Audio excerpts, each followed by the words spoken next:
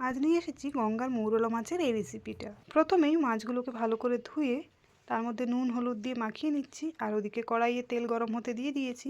মাছগুলোর মধ্যে নুন হলুদ মাখিয়ে অল্প অল্প করে গরম তেলের মধ্যে ছেড়ে জাস্ট এপিট আর ওপিট ভাজা করেই তুলে নেবো। এগুলো বেশি ভাজলে ঝরে দেওয়ার পরে ভালো লাগে না খেতে, তাই হালকা করে ভেজে মাছগুলো আমি তুলে নিচ্ছি। যতক্ষণ মাছ ভাজা হচ্ছে আপনারা প্লিজ আমার চ্যানেলটিকে সাবস্ক্রাইব করে দিন। ভিডিওটা দেখার পর রেসিপি যদি ভালো লাগে অবশ্যই লাইক শেয়ার আর কমেন্ট করতেও ভুলবেন না।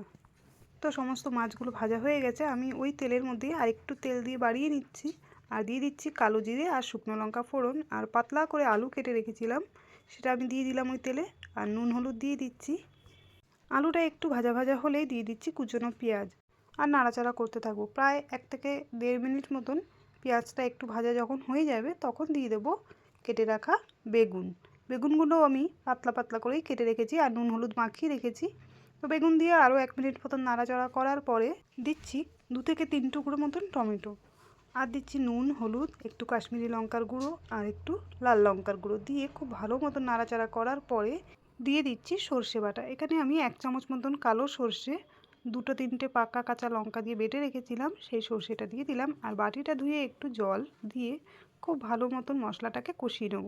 গ্যাসের আঁচটাকে একদম কমিয়ে 1 মিনিট মতন ঢেকে রেখেছিলাম। 1 মিনিট পর ঢাকা খুলে একটু নাড়াচাড়া করে দিয়ে দিচ্ছি পরিমাণ মতন জল, আর গ্যাসের ফ্লেমটাকে বাড়িয়ে 5 মিনিট মতন ঢেকে দিচ্ছি। 5 মিনিট পর ঢাকা খুলে দেখছি আলুগুলো সেদ্ধ হয়ে গেছে। এবারে দিয়ে দিচ্ছি ভেজে রাখা মাছগুলো ঝোলের মধ্যে দিয়ে হালকা হাতে আস্তে আস্তে খুন্তি দিয়ে ঝোলের সঙ্গে মাছগুলো মিশিয়ে দেবো। আরও 1 মিনিট মতন ঝোলটাকে ফুটতে দেবো।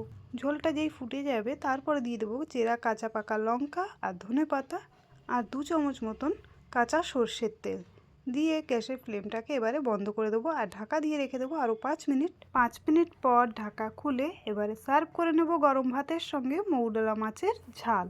তো কেমন লাগলো আজকের রেসিপি ভিডিও কমেন্টে জানাবেন, আর অবশ্যই একটু সাপোর্ট করবেন, পাশে থাকবেন।